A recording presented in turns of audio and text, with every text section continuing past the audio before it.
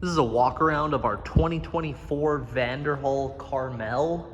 You can see this is finished in blue with the tan leather interior. And of course it's got the removable hardtop on it. These are powered by a 1.5 liter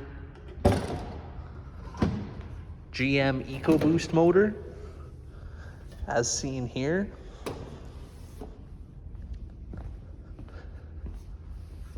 This particular one shows with only 5 kilometers on the odometer, so it's essentially, we'll call it a delivery mileage Vanderhall, selling for considerably under its MSRP of over $60,000.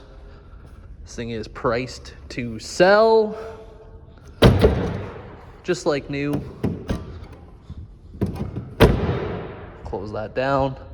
And if you guys are interested in a startup, POV drive, or a full review of the Vanderhall Carmel, I'm gonna link that in the video description below so you can check that out as well.